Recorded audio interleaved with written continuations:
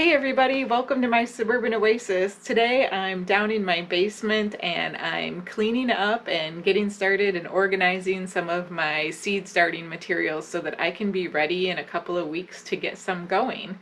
So my name's Soleil and I garden in Michigan in a Zone 5B, and like I said, it is time to get some seeds started pretty soon here. So I've got a lot of seed material here that I'll show you, lots of trays and different supplies like heat mats, and I'm just cleaning some of them up so that I can have them ready to go as soon as I get my seeds in the mail.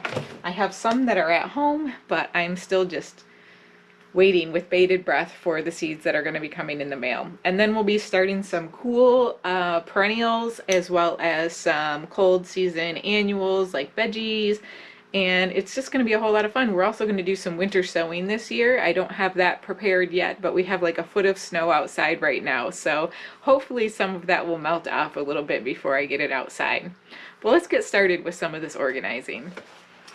Here I have a tray that's kind of semi-full of some old potting mix, and so I'm just going to dump that out into my potting tray and mix it in with some new soil for this year to reuse it. Potting mix can really get to be expensive over time, so for me it just helps to kind of reuse what I can if it's in okay shape and just mix it in with some fresh mix, which will give it a little bit more aeration and ensure that there's some fresh material for the plants to work with.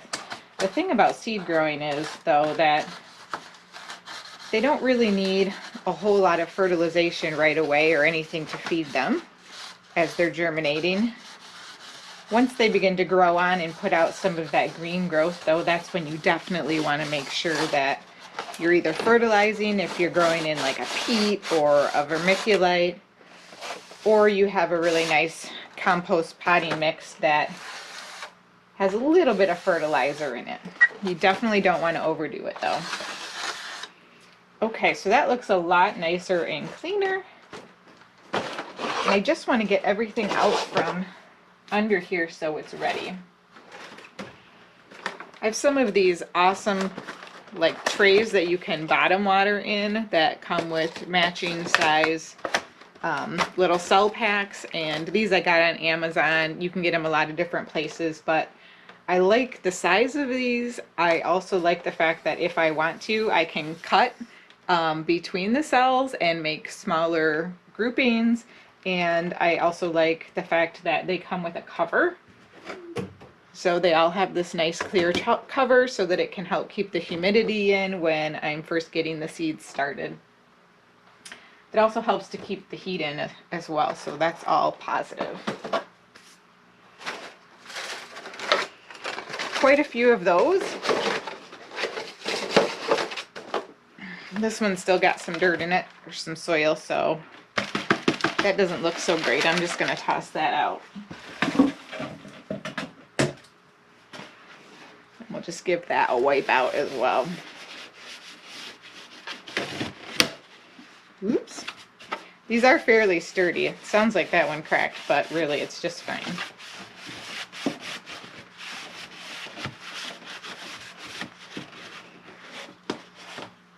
Now, you don't have to have fancy trays to be able to start seeds either. You can start them in just about any container as long as you have enough room for soil and there's some drainage holes in the bottom.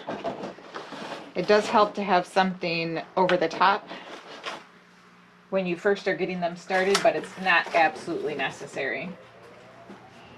This is one of my giant domes, and it's definitely really dirty because I think after I used it for seed starting, I flipped it over and did some succulents in here as well.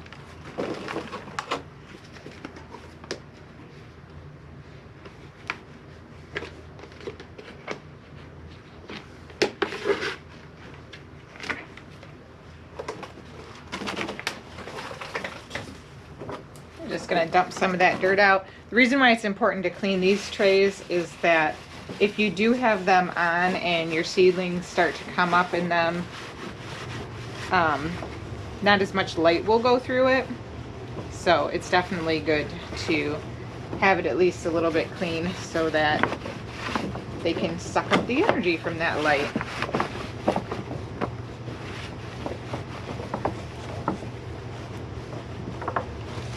That is so much better.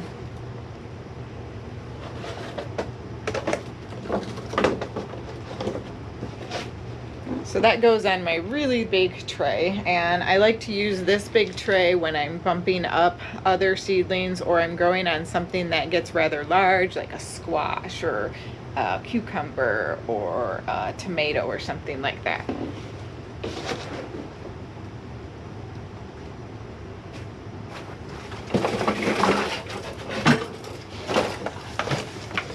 Now in here I also have just some little paper toilet paper rolls, which you can also just fold to make seed pods as well, by folding in the bottoms, and you can just leave a small opening in the bottom for the drainage, and it's a nice little seed pod and it's biodegradable, so another thing that you can use. But here's a good example of how I clipped one of those seed cell tray packs into a smaller one that I could just do a certain number of plants in at a time.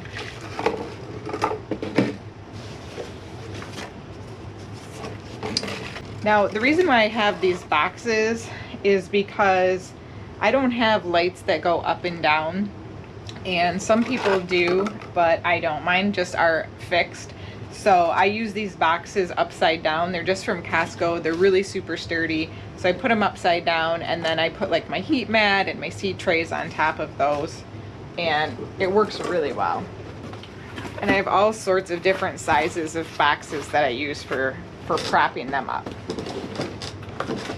This one works really well for the smaller one, and it gives me different levels and different heights to work with.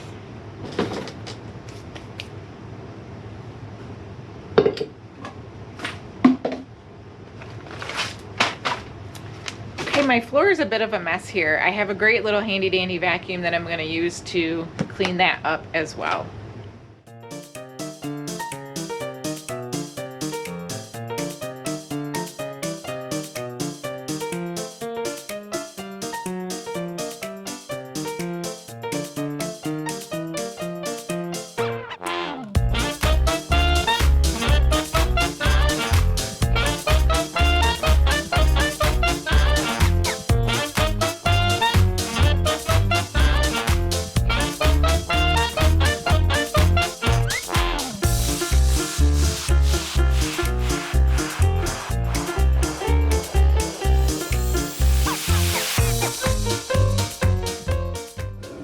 Alright, I think the next step for this area is to wipe it down with a nice Clorox wipe.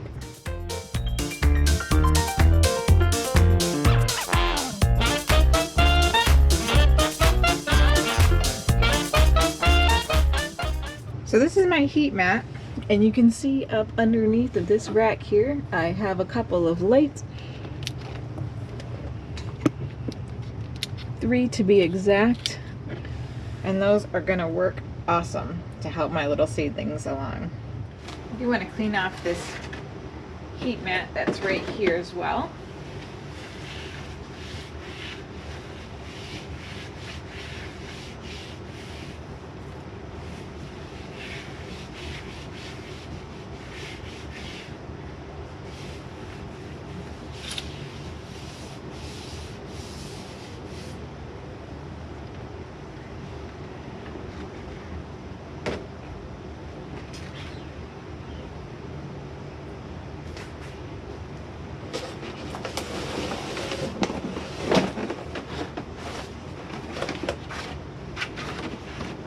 Slide all of these back under here.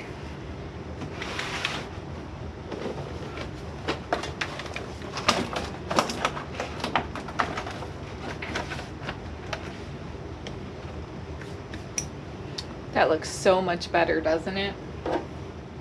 Well, I think that does it. And it's a pretty simple video for today, just trying to, again, clean up, get things organized and ready for my seed starting. It's nice and clean now, and I'm super happy with it. I know people are probably going to ask at the end of this video, so I just want to show you this is a Bissell featherweight. It also has a stick that attaches to the handle and some other attachments that you can use at the bottom. It's super awesome for using in small spaces and is really lightweight. Not heavy duty, but it does the job really quick when you're trying to just clean up small bits and pieces of dust and dirt, especially those kind of things that are associated with plants.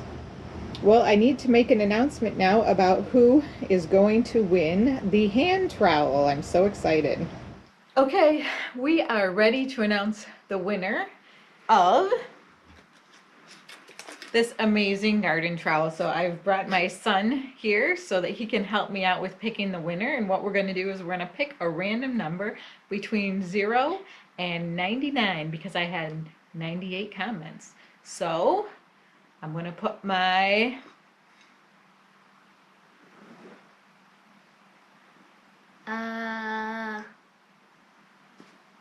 86. 86. All right, let's look and see who was commenter number 86 for us. I'm so excited. Okay, everybody, the winner of this amazing trowel is Susan Navarro. Susan Navarro, if you're watching this, congratulations. And please send me an email, which is listed in the description box, mysuburbanoasis@gmail.com, and let me know where to send it. Congratulations. Thanks everybody for watching today's video. We'll see you soon. Bye.